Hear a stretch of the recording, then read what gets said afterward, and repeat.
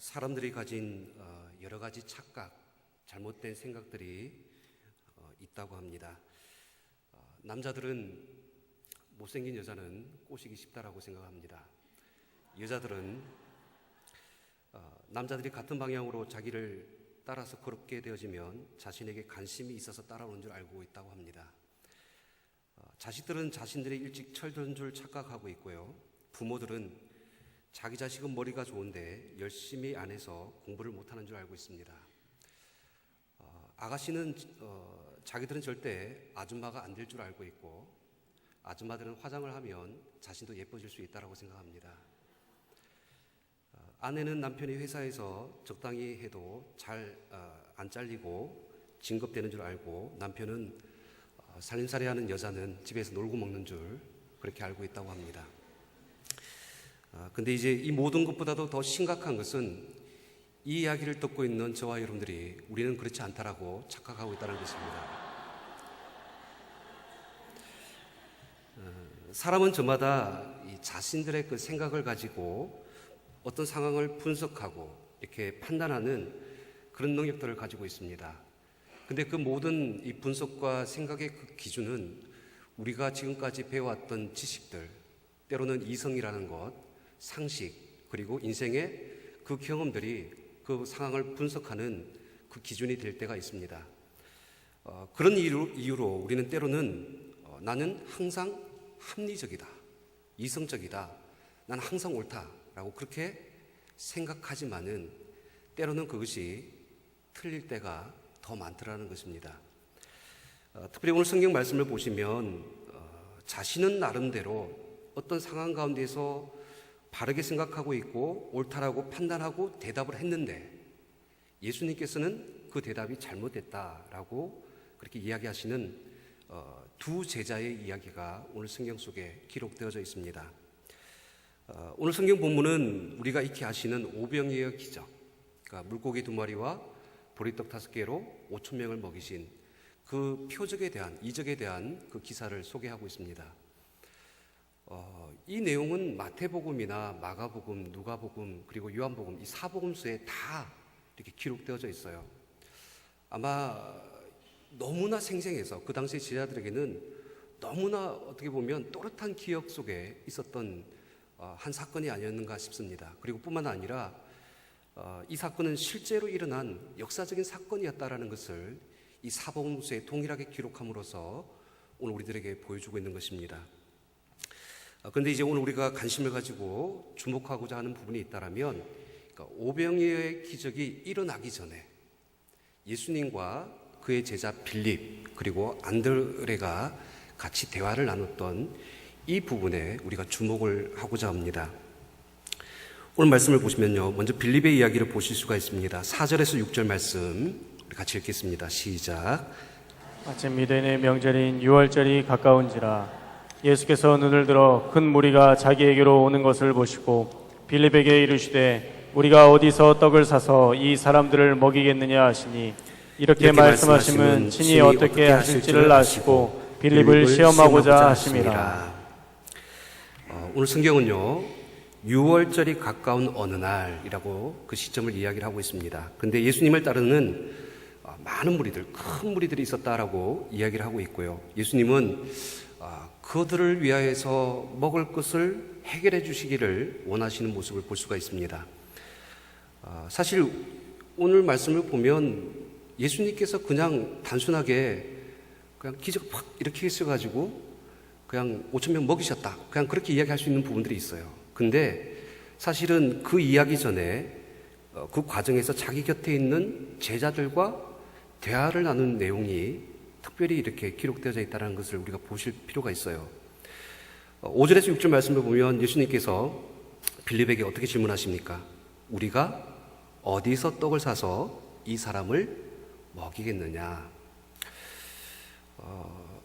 당시 아마 예수님 주변에는 많은 제자들이 있었겠죠. 근데 왜 하필 빌립에게 이 질문을 하셨을까? 아마 그 이유는 저는 빌립의 고향이 바로 이곳이기 때문에 아니었는가라고 그렇게 생각이 되어집니다. 여러분 오늘 읽지는 않았지만은 요한복음 6장 1절 말씀에 보면 이 오병이어의 기적의 사건이 일어난 장소를 디베라의 갈릴리 바다 건너편으로 건너가셨다. 그러니까 이 부분이 그 장소가 어디냐면 그러니까 갈릴리 호숫가에 있는 북동쪽에 있는 베세다라는 지역이에요. 그러니까 그 지역이 사실은 예수님께서 베드로와 안드레와 빌립을 부르셨던 곳. 그러니까 빌립의 고향이 바로 그곳이었죠. 그러니까 누구보다도 당시 그 지역의 지리적인 상황, 그러니까 어디서 떡을 사서라고 아까 질문했잖아요. 그러면 이런 정보를 가지고 있는 빌립이 그 상황에서 가장 대답하기에 적합한 사람이 아니었겠느냐라고 볼 수가 있습니다. 근데 오늘 말씀해 보면 빌립에게 이렇게 질문하신 이유는 그것뿐만이 아닙니다. 6절 말씀을 보시면 예수님께서 이렇게 질문한 이유가 빌립을 어떻게 시험하고자 하십니다 라고 말씀하고 있죠. 그러니까 일종의 테스트라는 거예요. 이 이야기를 통하여서, 이 사건을 통하여서 빌립뿐만 아니라 주변에 있는 많은 사람들에게 무엇인가를 가르쳐주기 위한 예수님의 의도된 질문을 하고 있다는 것을 볼 수가 있습니다. 자, 그럴 때 보세요. 빌립이 어떻게 대답합니까? 7절 말씀 우리 같이 읽겠습니다. 시작. 빌립이 대답하되 각 사람으로 조금씩 받게 할지라도 200데나리온의 떡이 부족하리이다. 각 사람으로 조금씩 받게 할지라도, 그러니까 각 사람 한 사람이 먹을 수 있는 최소한의 양으로 계산을 한 거예요. 그렇게 조금씩 나눠준다 할지라도 얼마의 돈이 필요하다고요? 200데나리온. 그러니까 한 데나리온은 노동자의 1일 품삯이죠. 그죠? 그래서 이제 200데나리온이라고 한다면 한 사람이 200일, 대략 한 7달? 만약에 이제 좀 이렇게 중간에 쉰다고 그러면 한 1년치 연봉에 되어지는 그런 어떤 돈이 이제 필요하다라고 이야기를 하는 것입니다. 빌립의 대답은 이 200데나리온의 떡으로도 어떻다? 부족하다라고 대답을 하고 있는 것이죠. 사실 그 많은 떡을 어디에서 구할 수 있겠느냐라도 문제이지만은 오늘 빌립은 다른 데서 이 문제를 해결하려고 하는 것을 볼 수가 있습니다. 빌립의 문제는요, 이 문제를 해결하기 위해서 어디서가 문제가 아니라 얼마나 해야 되느냐, 이것이 그에게 문제였다라는 것입니다. 빌립이 이 상황을 해결하기 위해서는 최소한 200데나리온, 그 돈이 부족하다는 것이었어요. 그래서 그가 내린 결론은 무엇입니까? 사실 성경은 기록하고 있지 않아요. 그냥 200데나리온이 부족하다, 그렇게만 이야기했죠. 하지만 그 뒤에 생략된 말이 뭘까요? 부족합니다. 그래서 안 됩니다. 그래서 불가능합니다. 그래서 이 모든 무리들의 떡을 사서 먹이는 것은 지금 도저히 일어날 수 없는 일입니다. 아마 이것이 빌립의 대답이었을 것입니다. 오늘 성경 속에서 빌립의 모습을 잘 보세요. 빌립은 참 어떻게 보면 수학을, 계산을 잘하는 사람이었다는 것을 볼 수가 있어요. 여러분, 그러니까 현재 인원이 몇 명이죠? 지금 오늘 현장 속에서. 그죠? 장정만 5,000명이라고 생각해 보시기 바랍니다. 그리고 그 사람이 개인이 먹을 수 있는 양을 어떻게 해요? 곱해야 되잖아요. 그리고 나서 그에 필요한 음식의 양을 화폐 단위로 환산하는 것이죠. 그래서 막 200데나리온이라는 그 결론을 이렇게 도출해낼 만큼 빌립은 계산이 참 빠른 사람이었습니다. 근데 우리 여러분 보세요. 이 빌립이 이렇게 말한 것이 맞습니까? 틀립니까? 맞잖아요. 표면적으로는 사실은 맞아요. 빌립의 기사는 틀리지 않았어요. 예수님을 따르는 무리들의 그 굶주림의 문제를 해결하기 위해서는 가장 정확하고 가장 상식적인 그런 대답을 빌립이 했다라는 거예요. 근데 이제 6절 말씀에 아까 보셨던 바와 같이 예수님은 빌립이 친히 어떻게 하실지를 아셨다라고 기록하고 있죠. 이 말씀의 뜻이 뭐냐면 내 그렇게 이야기할 줄 알았어. 이런 말이에요. 그러니까 이미 예수님께서 예상하신 답이라는 것입니다. 빌립의 대답이 틀렸다라는 것이죠. 오늘 그 빌립의 계산법에는 오류가 있습니다. 바로 그것이 무엇인가 우리가 좀 살펴볼 필요가 있어요. 사실 이 빌립의 대답은 지극히 굉장히 세상적인 답변이에요. 굳이 빌립이 아니어도 이 세상에 똑똑한 사람이라면, 계산을 좀 하는 사람이라면 누구든지 대답할 수 있는 내용이라는 것입니다. 지금 예수님의 빌립에게 이 세상 사람들과 같은 그런 똑같은 대답을 원하신 것이 아닙니다. 예수님은 지금까지 자신을 믿고 따르고 지금 예수님과 함께하고 있는 그 제자 빌립에게 듣고 싶은 이야기가 있는 거예요. 빌립의 그 수학적 계산 속에는 뭐가 문제입니까? 믿음의 변수가 들어있지 않았다는 거예요. 그 계산 안에는 하나님이 없어요. 과거 그 출애굽 당시에 광야에서 장정 60만, 아이와 여자들만 한다라면 200만 명을 만나와 메추라기로 먹으셨던 그 하나님의 능력, 그 하나님의 역사, 이런 것들에 대한 기억들, 그런 것들이 믿음의 공식 속에 들어가 있지 않습니다. 또 뿐만 아니라 지금 현재 그들과 함께하고 있는 예수님이 그 상황 속에서 그 문제를 해결할 수 있는 그 믿음의 공식에 들어가 있지 않다라는 것입니다. 오직 인간의 이성, 인간이 가지고 있는 세상의 방식과 세상의 경험을 따라서 빌립이 대답을 하고 있다라는 것을 보게 되어집니다. 사랑하는 성도 여러분, 우리는 이것을 기억해야 됩니다. 우리가 예수님을 믿는 그리스도인으로 살아간다는 것은 세상 사람들과 같이 똑같이 생각하고 똑같이 바라보는 그런 어떤 기준을 우리가 가지고 있어서는 안 된다는 것입니다. 세상의 사고방식, 세상의 그 풍조에 휩쓸려서 그렇게 똑같이 그런 어떤 상황 속에서 같은 대답을 해서는 안 된다는 것입니다. 일찍이 기독교 윤리학자 리처드 니버라는 사람은 이런 말을 했습니다. 기독교의 위대한 개혁은 지금껏 몰랐던 것을 새로 찾아서 이루어지는 것이 아니다. 그것은 이미 있는 것을 전혀 다르게 보는 사람이 있을 때 발생한다. 그러니까 똑같은 상황, 똑같은 조건, 그리고 똑같은 문제이지만은 그 모든 상황 속에서 변화는 어떻게 이루어진다라고요? 전혀 그것을 다르게 보는 사람으로부터 그 변화가 일어난다는 것입니다. 문제와 상황을 다르게 보는 믿음의 눈을 가진 사람, 바로 그러한 사람이 우리 그리스도인들이 되어야 된다라는 것이죠. 그럴 때 이제 오늘 말씀을 보세요. 과연 예수님께서 빌립에게 듣고 싶었던 답, 예수님께서 무엇을 모르셨고 듣기 원하셨던 그 대답은 무엇인가를 오늘 본문을 자세히 보면 우리가 알 수가 있어요. 여러분 5절 말씀 보세요.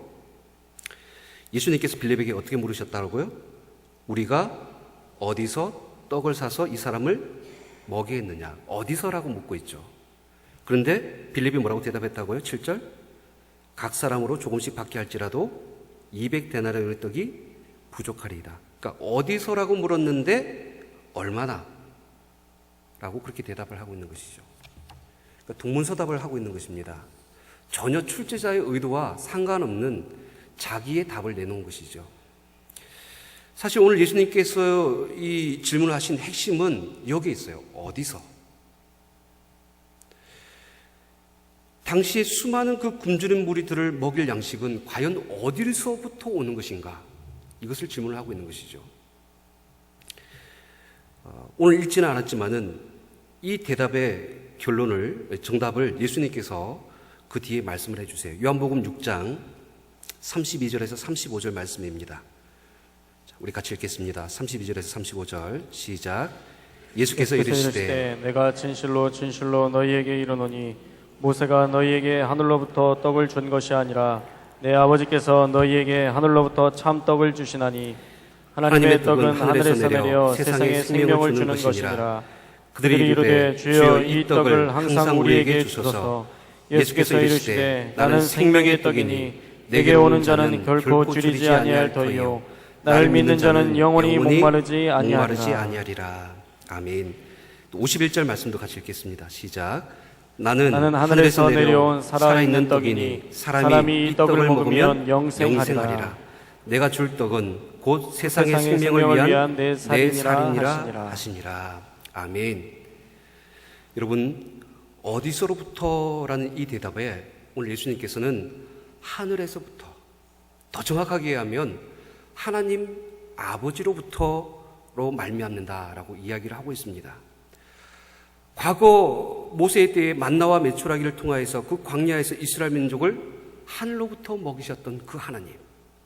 근데 이제 시간이 바뀌었어요. 오늘 그 34절 말씀에 주여 이 떡을 항상 우리에게 주소서라고 그렇게 간청하는 사람들에게 예수님께서 대답하시는 내용은 하늘에서 내려온 살아있는 떡이며 이 떡을 먹으면 너희가 영원히 줄이지도 않고 목마르지 아니한 참 생명의 떡이신 바로 예수 그리스도 자신을 오늘 우리들에게 이야기를 하고 있다는 것입니다.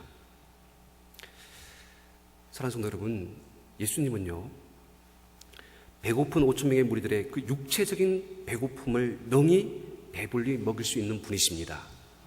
뿐만 아니라 예수님은 하늘에서 내려온 살아있는 떡으로서 누구든지 예수님과 더불어서 먹고 마시는 자는 영원히 줄이지 아니하고 목마르지 아니하는 생명의 떡이심을 믿으시길 바랍니다. 사실 이 오병이의 기적은 5천 명을 먹였다, 단순한 어떤 놀라운 일이다, 이것을 이야기하는 것이 목적이 아니라 그 이후에 예수님께서 예수 그리스도가 우리의 참된 양식이심을, 구약의 그 만나가 이제 그 신약 시대에 예수님으로부터 그 생명의 떡으로 우리 가운데 주어졌음을 오늘 우리들에게 말씀하고 있는 것입니다. 오늘날 우리가 예수 그리스도를 믿노라고 하면서 우리가 어려움을 만나고 세상의 문제를 당하면 우리가 내놓는 결국 그 대답들은 어떤 것들입니까? 우리가 생각한 그 결론들은 예수님을 안 믿는 사람들과 전혀 다르지 않는 그런 답변들을 가지고 살아갈 때가 너무 많다라는 것이죠. 사실 우리에게 필요한 것은 부족한 200데나리온의 그 돈이 아니지 않습니까? 사실 우리에게 문제는 어떤 부족한 상황이나 환경이 아니라는 거예요. 지금 우리 인생의 근원이 되시고 참 생명의 풍요로움을 주시는 예수님이 부재하다는 사실, 예수님께서 우리 가운데 그 중심으로 모셔드리지 못하여서 예수님 없이, 예수님과 상관없이 생각하고 말하고 판단하고 결정하는 그 모든 것들이 오늘 우리의 잘못이다라는 것입니다. 예수님 없이 내 힘으로 또 내 생각으로 이것을 할 수 있다라고 생각하는 그 착각 속에서, 그 잘못된 계산 속에서 우리가 벗어나야 됩니다. 사랑하는 성도 여러분, 오늘 우리의 모든 것이 누구로부터 어디서 나오는가를 아시기를 바랍니다. 여러분은 지금 믿음의 그 변수를 항상 그 상황 가운데 반영하셔야 됩니다. 그래서 그 잘못된 계산을 하고 있을 때에 정말 예수 그리스도 없이 생각하고 결정하는 그 모든 잘못된 계산법을 다 내려놓고 오직 예수님께만 그 답을 구하시길 바랍니다. 재미있는 것은요, 오늘 본문 말씀을 보면 이 요한복음은 사실은 마태, 마가, 누가 다른 복음서와 오병이어 이 사건에 대해서 약간의 좀 다른 내용이 있어요.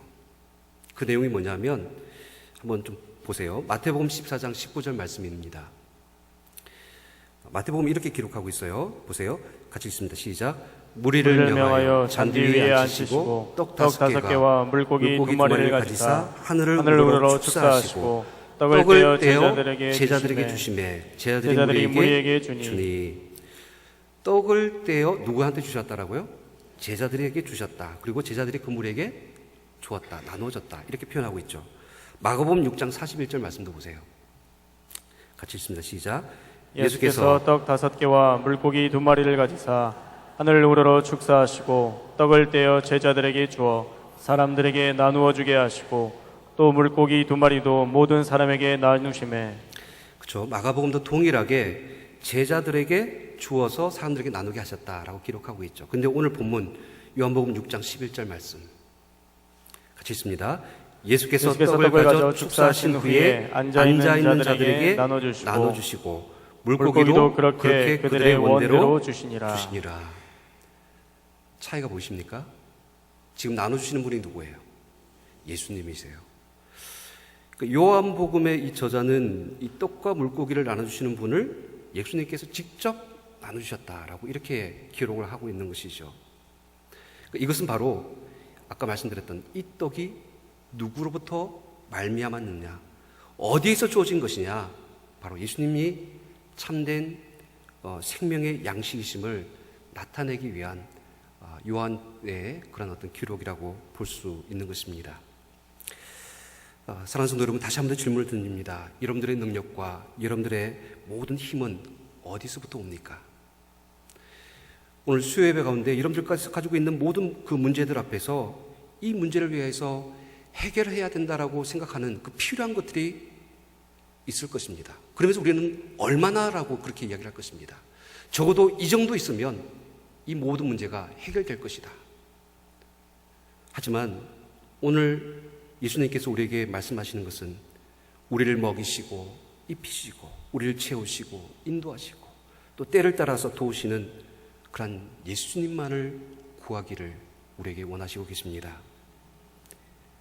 오늘 이 밤에 그 예수님 한 분만으로 만족하시고 그 예수님께서 우리의 삶의 모든 문제의 답이다라는 사실을 믿음으로 고백하시는 저와 여러분들 되시기를 바랍니다.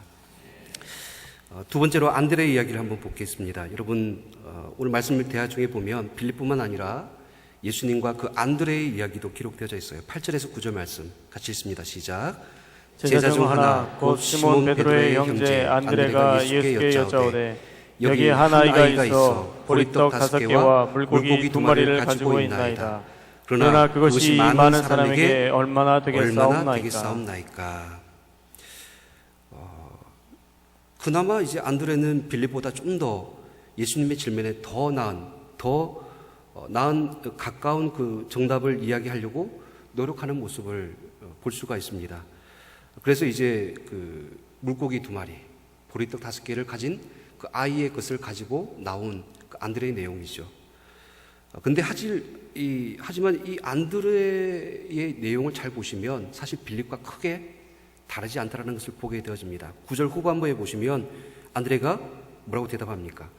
그러나 그것이 많은 사람에게 얼마나 되겠사옵나이까. 약간 다를 수 있지만 안드레도 얼마나라는 이 계산의 그 공식에 그 문제를 해결하기 위한 방법을 찾고 있는 거예요. 한 명은 부족하다라고 이야기하죠. 또 한 명은 이만큼 있지만 이거 가지고도 안 된다라고 그렇게 이야기를 하고 있는 것입니다. 사실 안드레의 그 생각의 논리는 이런 거예요. 뭐냐면 이만큼 있으니까, 이만큼 물고기 2마리와 보리떡 5개 이만큼 있으니까 이만큼의 결과가 나와야 된다는 거예요. 그러니까 이만큼밖에 없으니까 이것밖에 안 된다라는 그런 계산법을 가지고 있다는 거예요. 쉽게 표현하면 이런 거죠. 물고기 2마리와 보리떡 5개 2 더하기 5는 뭡니까? 제가 어려운 거 질문하는 거 아니시죠? 우리가 생각하는 것은 수학적으로 7이 맞잖아요. 근데 그것을 정상적인 생각이다라고 우리는 생각하잖아요. 그런데 오늘 성경 말씀을 보면 2 더하기 5는 5천이 될 수 있다는 것이죠. 아니죠. 5천이 아니라 5천하고 12광줄이 남았으니까 그렇죠. 더 될 수 있다는 거예요. 사실 장정만 5천 명이잖아요. 그 외에 여자들과 아이들도 있었을 것이라는 것이죠. 우리가 생각하는 그 이상의 더 다른 믿음의 계산법이 있다는 것이죠. 사실 우리가 어떤 문제를 직면했을 때 우리가 가지고 있는 이 부족한 것들이 하나님의 역사에 문제가 될 것이다라는 그런 잘못된 생각을 할 때가 있다는 겁니다.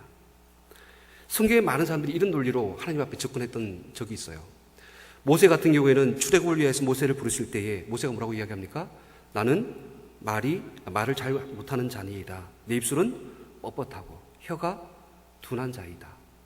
자신의 그 부족함들을 계속 이야기하죠. 하나님께서 기도원을 부르셨을 때, 사사로 부르셨을 때 기도원은 이런 이야기를 합니다. 주여, 내가 무엇으로 이스라엘을 구원하리까? 보소서, 나의 집은 므낫세 중에 극히 약하고 나는 내 아버지 집에 가장 작은 자니이다. 그러니까 모세와 기도원이 계속해서 자신의 연약함과 그 부족함을 고집하면서 하나님의 그 부르심 앞에 순종하지 않았다면 여러분, 그 이후에 하나님께서 그들 통해서 예비하신 놀라운 일들을 그들은 결코 경험하지 못했을 것이다 라는 것입니다. 오늘 우리 그리스도인들이 가지고 있는 것이 무엇입니까? 라고 이야기를 할 때에 사실 하나님 앞에 너무나 부족하잖아요. 연약하잖아요. 물고기 2마리, 보리떡 5개, 우리 눈에는 참 보잘것없는 그것을 가지고 사실은 하나님께서 일을 하시는 모습을 오늘 말씀 속에서 가르쳐 주는 것처럼 결코 우리가 가지고 있는 그 부족함 때문에 우리는 결코 낙심할 필요가 없다는 것입니다. 포기할 필요가 없어요. 어떤 패배주의 속에서 안 될 것이다, 불가능하다 그렇게 생각하지 마시고 예수님을 믿는 그 믿음 가운데서 오직 모든 것들을 하나님 앞에 온전히 드리시기를 주님으로 축원드립니다. 그럴 때에 오병이어의 기적의 역사가 우리 삶에 나타날 줄 믿습니다. 오늘 우리의 삶 가운데서 많은 변명거리가 있는 것 같아요. 때로는 하나님 시간이 부족해요. 때로는 은사가 부족해요. 재정이 없습니다. 아직 이 일을 위해서, 하나님의 일을 위해서는 준비된 사람이 아직까지 없는 것 같아요. 아직 때가 아닙니다. 우리의 어떤 없는 것들, 그리고 작은 것들을 가지고 하나님 앞에 우리의 계산법을 가지고 나가지 마시길 바랍니다. 오늘 성경 말씀에 보면 참 재미있는 것은 11절 말씀에 이 모든 것들을 가능케 하는 하나의 어떤 방법을, 믿음의 그 계산법을 이뤄내는 한 가지 그 방법을 우리에게 가르쳐 주세요. 11절 말씀에 보시면 예수님께서 떡을 가져 축사하신 후에 앉아있는 자들에게 나눠주시고 물고기도 그렇게 그들의 원대로 주셨다라고 기록하고 있죠. 저는 이 말씀을 보면서 또 이런 생각을 했어요. 뭐냐면 사실 예수님은 굳이 뭐 이렇게 기도하고 축사하고 그런 게 아니라 그냥 이제 이야기 다 듣고 나서 바로 그냥 떡을 이렇게 떼서 나눠주면 그 기적을 능히 일으킬 수 있는 분이죠. 근데 그 과정 속에서 특별한 하나의 의식, 축사라는 이 어떤 과정을 거치는 것을 볼 수가 있습니다. 이 축사라는 단어는 유카리스테오, 감사를 표하다, 더 궁극적인 의미로 하나님 앞에 감사의 기도를 드렸다라는 그런 뜻입니다. 예수님께서 기도하신 이후에 이 모든 일들을 행하셨다라는 것이죠. 사실 우리의 그 모든 잘못된 계산들을 바로잡고, 그리고 세상의 상식과 잘못된 습관들을 고치고, 그리고 예수님께서 생각하시는 그 방법과 생각들로 우리의 마음을 결정하는 것, 그것은 어떤 방법이 필요합니까? 기도입니다. 기도하는 사람에게는 이 모든 믿음의 계산법이 그 기도 속에 들어갈 수밖에 없는 거예요. 일찍이 조지 밀러라는 사람이 이런 이야기를 했습니다. 이 땅에는 단 한 가지 종류의 빈곤이 존재한다. 그것은 바로 기도의 빈곤이다. 우리가 왜 배고픕니까? 왜 우리가 부족합니까? 왜 우리가 연약합니까? 이런 어떤 질문 앞에서 세상적인 대답을 구하는 것이 아니라 사실 그 근본적인 이면 속에는 하나님 앞에 기도하면서 나아가지 아니하는 영적인 빈곤이 이런 모든 문제들 앞에서 우리를 너무나 작게 만든다라는 것입니다. 여러분, 기도는 하늘의 문을 열고 또 하늘의 문을 닫습니다. 세상의 문은 다 닫혀져도 기도하는 사람은 하늘의 문을 열 줄 믿습니다. 오늘 예수님께서 보여주셨던 이 오병이어의 놀라운 기적, 그리고 빌립과 안드레가 가졌던 이 얼마나라는 잘못된 생각에서 벗어나서 예수님께서 이루신 이 놀라운 것들을 바라볼 때에 우리도 오직 예수님 한 분만으로 만족하고 그 답을 구하시는 저와 여러분들 되시기를 주님으로 축원드립니다. 우리 시간 함께 기도하겠습니다. 하나님, 오늘 우리 가운데 오병이어의 기적이 나타나기를 원합니다. 하나님, 우리가 가지고 있는 것들이 부족합니다. 연약합니다. 이것밖에 없습니다. 우리의 상식과 생각으로 이것들을 계산하고 판단하고 결정 내리지 않도록 인도하여 주시옵소서. 오직 우리 가운데 함께 하시고 참 생명의 뜻이고 떡이시며 우리의 참된 풍요를 허락하여 주시는 예수님 한 분만을 의지하며 바라보며 나아가는 주의 백성들 될 수 있도록 주 인도하여 주시옵소서. 우리 함께 통성으로 기도하겠습니다. 살아계신 하나님 아버지, 하나님, 이 시간 우리가 아버지 하나님 그 갈릴리 아버지 하나님 바닷가에서 하나님 5천 명을 먹이셨던 그 예수님의 놀라운 하나님의 표적과 그 기사를 바라봅니다. 하나님 안드레와 또 빌립은 하나님 그 가운데서 하나님 정말로 그 생명의 떡이 어디로부터 나오는지 알지 못하여서 자기가 가지고 있는 생각과 지식과 그 판단을 가지고 대답을 하였던 것을 바라보게 되어집니다. 아버지 하나님, 내 문제를 내 힘으로 내 능으로 아버지 하나님 우리가 붙잡고 고민하고 걱정하는 것이 아니라 지금 우리 가운데 역사하시고 지금 우리 가운데 도우시며 지금 우리 가운데 참 풍요와 참 생명을 허락하여 주시는 예수님을 바라보며 믿음으로 나아가는 주의 백성들 다 될 수 있도록 주 인도하여 주시옵소서. 하나님 정말로 2 더하기 5가 아버지 하나님 7이 아니라 하나님 믿음의 공식 속에서는 아버지 하나님 5천 명을 아버지 하나님 먹이시며 더 많은 것들 역사들을 일으키시는 놀라운 기적의 역사로 우리 삶 가운데 나타날 줄 믿습니다. 어떤 상황 가운데서 어떤 문제 가운데서도 오직 주님을 바라보고 의지하며 믿음으로 우리 삶 가운데서 기도하며 주님 앞에 나아갈 수 있도록 인도하여 주시옵소서. 우리가 기도할 때에 이 믿음의 공식이 우리 마음 가운데 붙들 아버지 하나님 정말 사로잡게 하여 주시옵시고 오직 기도하는 가운데서 하나님께서 우리에게 주시는 그 마음을 가지고 우리의 말과 행동을 결정할 수 있도록 주 인도하여 주시옵소서. 계속해서 기도합니다. 이 시간 나라와 민족을 위하여서 또 한국교회가 빛과 소금의 사명을 감당할 수 있도록 또 천안과 아산 지역의 복음화를 위하여서 기도하기를 원합니다. 더 나아가서 우리 교회가 비전 11,100의 놀라운 하나님의 역사를 속히 이루어 나가고 또 이를 통하여서 우리 천안교회가 이 천안과 아산 땅에 구원의 방주로서 복음의 파수꾼으로서 그 사명 감당할 수 있도록 주 인도하여 주시옵소서.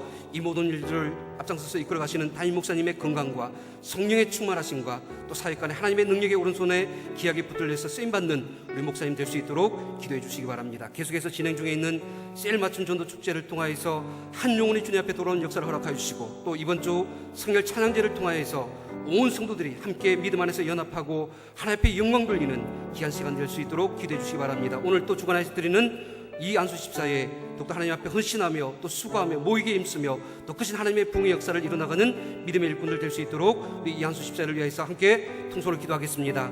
살아계신 하나님 아버지, 이 나라와 이 민족을 하나님께서 지켜주시고 하나님의 은혜와 능력의 장중 안에 붙들어 주시기를 간절히 바라고 원합니다. 이 나라와 이 민족이 하나님의 거룩한 제사장 나라, 하나님을 믿는 거룩한 하나님의 백성들 될 수 있도록 주 인도하여 주시옵소서. 이 나라 이 민족 가운데 아버지 하나님 분단의 그 아픔 오랜 시즌 가운데 저 북녘의 땅에도 하루속히 하나님 복음의 빛을 비추어 주셔서 아버지 하나님 저 지하교회에서 눈물을 흘리며 하나님의 때를 기다리고 있는 아버지 하나님 저 북녘의 땅에 하루속히 하나님의 은혜의 해를 비추어 주시기를 원합니다. 남과 북이 하나 되어져서 아버지 하나님 이 한반도를 넘어서 아버지 하나님 열방을 향하여서 그리스도의 복음의 놀라운 역사를 이뤄나가는 우리 민족들 될 수 있도록 주 인도하여 주시옵소서. 하나님 우리 천안교회가 속해 있는 이 천안과 아산 지역에 먼저 복음화를 이루기를 원합니다.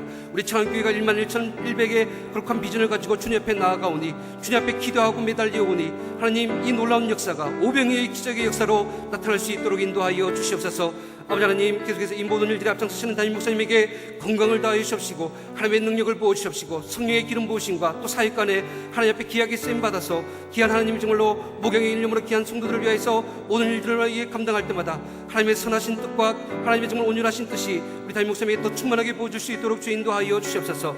아버지 하나님 계속 진행 중에 있는 셀맞춤 전도 축제를 통하여서 한 영혼의 주님 앞에 돌아온 놀라운 역사를 우리 가운데 허락하여 주시옵시고 성결 찬양제를 통하여서 온 성도들이 하나 되어서 오직 하나님만 높이며 하나님 안에서 함께 연합하며 하나 되어지는 귀한 시간 될 수 있도록 인도하여 주시옵소서. 오늘 주간에서 예배드리는 이 안수 집사를 주님께서 붙들어 주셔서 주님의 귀한 종으로서 하나님께서 들어서 사용하여 주시옵시고 우리 천안교회의 믿음의 일꾼으로 기둥들로서 주님께서 들어서 사용하여 주시옵소서. 예수 그리스도 이름으로 기도합니다.